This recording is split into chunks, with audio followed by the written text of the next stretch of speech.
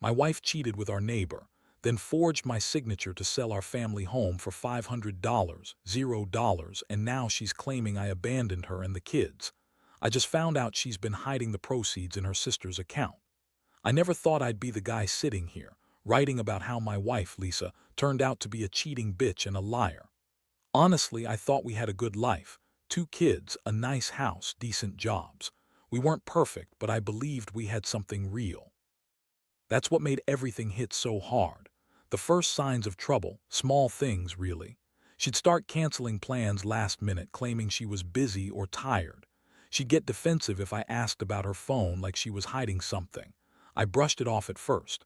Maybe she was stressed, maybe I was overthinking it. But then I started noticing subtle changes. Her phone started ringing at odd hours, and she'd quickly hide the screen when I came close. She'd be oddly secretive about her messages, deleting things more often. One night, I caught her texting someone named Jake late at night. I saw her blush when she responded, and her excuse was she was just talking to a friend about a work project. Yeah, right, I didn't buy it, but I didn't have proof yet. I just felt uneasy, like something was brewing beneath the surface. Then came the real shock. I was going through some papers in the study, just routine stuff, when I found a receipt for a hotel room booked under her name. It was for a night I knew she was home with the kids. My stomach sank. I looked at the date, and it was the same night I was working late. I didn't want to jump to conclusions, but something felt wrong. I started paying more attention. Her attitude changed. She was colder, more dismissive. She'd snap at the kids over nothing, and her excuses about being tired or stressed sounded flimsy now. I decided to check her phone secretly. I know, invasion of privacy, but I was desperate. I installed a spy app on her device, something I'd never thought I'd do, and what I found was worse than I imagined. Texts with Jake, explicit messages, even photos of her in bed with him. I saw her admitting to sleeping with him, saying she was so tired of pretending with me. That was the moment I knew she was cheating, and it wasn't just a fling. It was serious. I felt like my world was crashing down. I was furious. How could she do this? After everything we built, she was screwing around with our neighbor, a guy I used to trust. It wasn't just the betrayal of the marriage. It was the betrayal of everything I thought we stood for. I confronted her that night, face to face. I showed her the messages, the photos, everything I had uncovered. Her reaction. She spun a web of lies, claiming I was paranoid, that I was overreacting, that Jake was just a friend she was helping out. She even had the nerve to accuse me of being distant, of not paying enough attention, as if that justified her sleeping with another man. The whole thing was like a punch to the gut. I felt sick, betrayed, humiliated. How could she lie so effortlessly, so convincingly? She looked me in the eye and told me I was imagining things, that I was crazy for suspecting. Meanwhile, I had proof right in my hands. I was torn between anger and sadness. I loved her, or at least I thought I did, but now I wasn't sure what was real anymore. I kept asking myself how I missed the signs, how I could have been so blind. The betrayal cut deep, but the worst part was realizing she'd been lying to my face for months. The trust was shattered, and I knew from that moment my life would never be the same. After that confrontation, everything changed. I remember standing there, holding her phone with the screen still glowing with those disgusting messages, feeling like I'd been punched in the stomach 100 times over. Lisa was crying, trying to deny everything, but I wasn't buying her bullshit anymore. Her tears didn't mean anything to me. They just made me angrier. I couldn't believe I had been so blind, so naive. For years, I thought we were solid, that we had a good thing going. Turns out she'd been planning her little affair behind my back, and the worst part, she was trying to gaslight me into thinking I was the problem. That night, I couldn't sleep. I kept replaying everything, her lies, her sneers when she thought I wasn't looking, the way she'd avoid my eyes when I asked her questions. It was like I was living with a stranger, a woman I no longer recognized. I started thinking about all the signs I'd ignored, her secretive phone habits, the late-night texts, the weird excuses. I felt so stupid for not seeing it sooner, but I also felt a deep, burning rage. How dare she do this to us, to me, to our kids? In the days that followed, I decided I needed to get some clarity. I started digging deeper into her financials. What I found made my blood boil. Turns out she had forged my signature on some documents, and she'd sold our family home without my knowledge or consent. The house was sold for $500, $0. I couldn't believe it. She'd taken our biggest asset, our home, and just handed it over to some shady real estate agent, probably to fund her affair or hide her tracks. She claimed I'd abandoned her and the kids, but the truth, she'd been secretly planning her escape the entire time. I confronted her again about the sale. She spun a story about how I'd been neglectful and distant, how I didn't care about her or the kids. She insisted she had no choice but to sell the house, that she was trying to protect the family, but I saw right through her lies. She forged my signature, and she'd used the money to hide her affair. I found out she'd moved the proceeds into her sister's bank account, something I only discovered after I hired a private investigator. That's when I realized she'd been hiding all of her tracks, lying to my face and cheating on me with our neighbor. The betrayal was so deep, I felt like I was drowning. I couldn't grasp how she could be so cold, so manipulative. I'd trusted her, built a life with her, and she'd been secretly screwing around, then lying about it all. And now she was trying to make me look like the bad guy, claiming I'd abandoned her and the kids. But the truth was, she'd abandoned us long before I even knew about it. It's like she'd been planning her escape for months, and I was just the last to find out. I started to realize that revenge wasn't just about getting even. It was about exposing her lies, making her own. Her actions.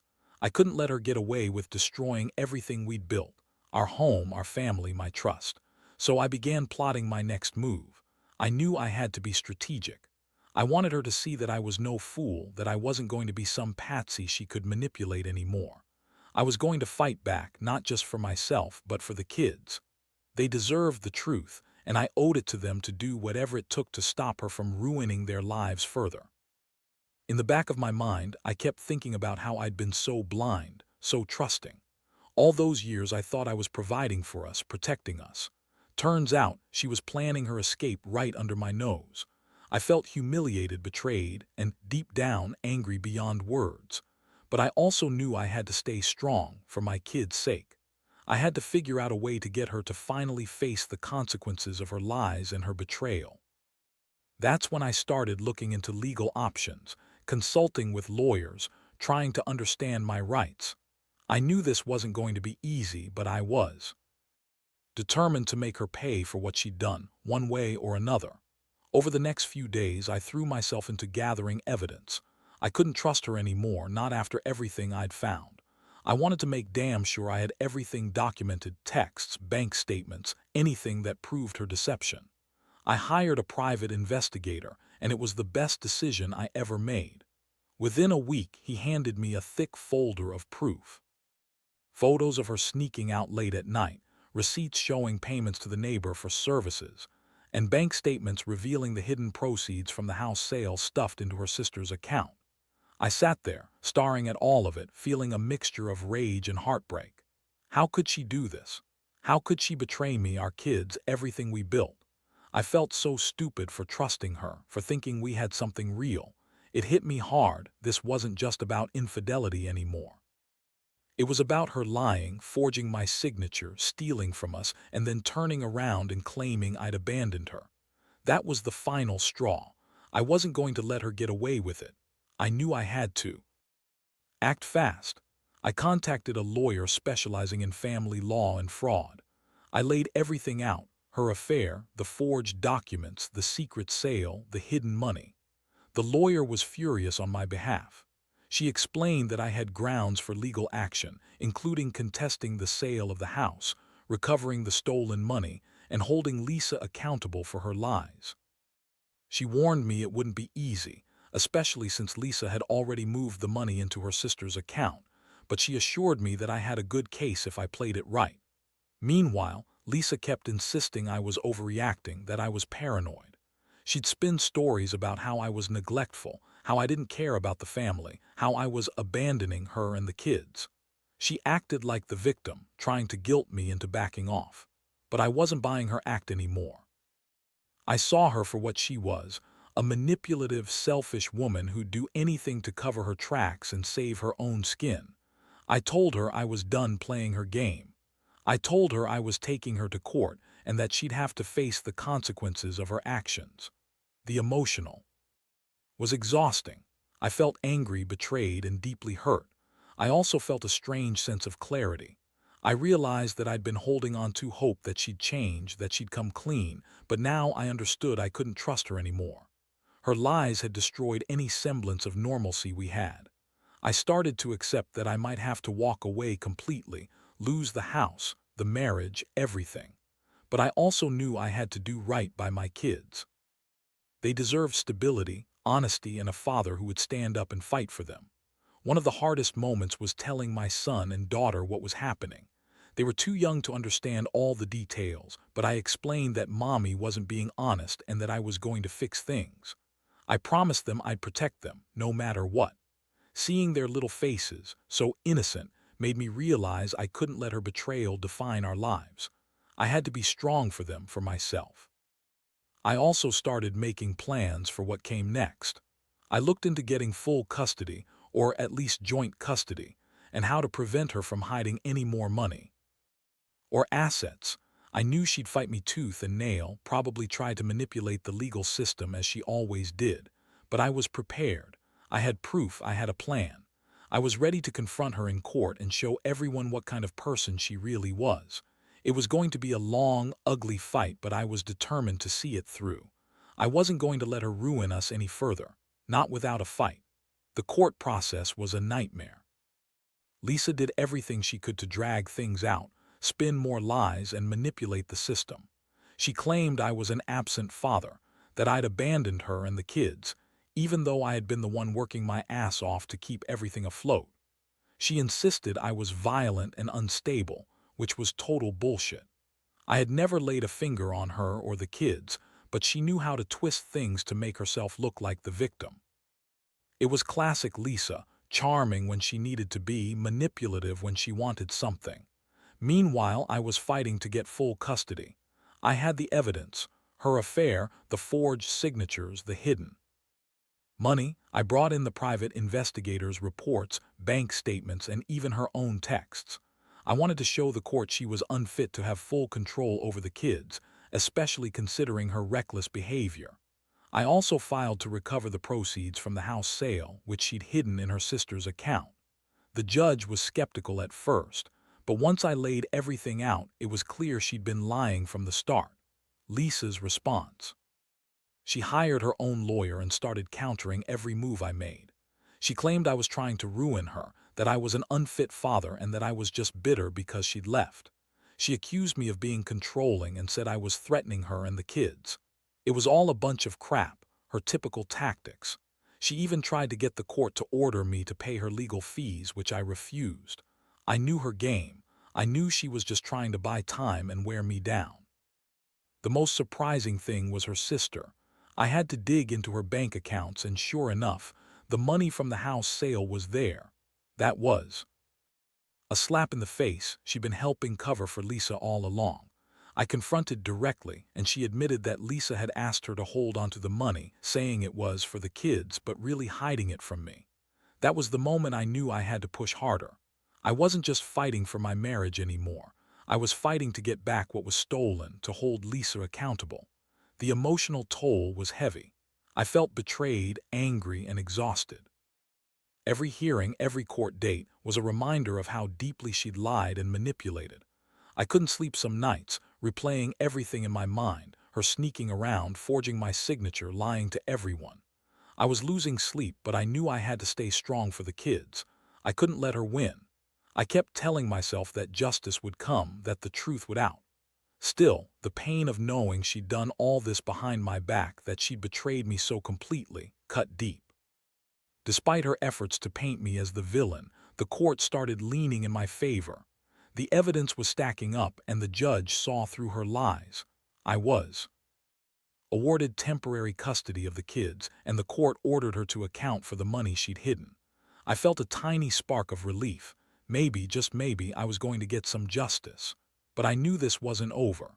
Lisa would fight, and I had to stay prepared for the long haul. I had to keep fighting for the truth, for my kids' future, and for the life I thought I'd lost forever. I was determined not to let her destroy everything we'd built without a fight. The months that followed were a blur of court dates, lawyer consultations, and endless negotiations. Lisa's attitude only grew more bitter and defiant. She threw everything she had at me, more false accusations, manipulative tactics, and even attempts to turn the kids against me. She'd lie in court, claiming I was an unfit father, that I was violent or neglectful. None of it stuck, but it was relentless. I could see through her games, and I stayed focused on the facts, on the evidence I had collected.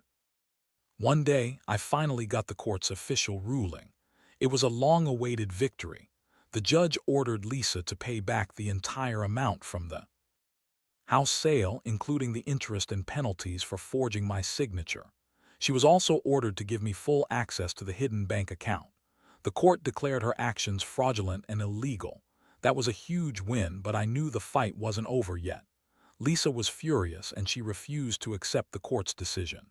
She started making threats, saying she'd fight me in every possible way to keep her secrets safe.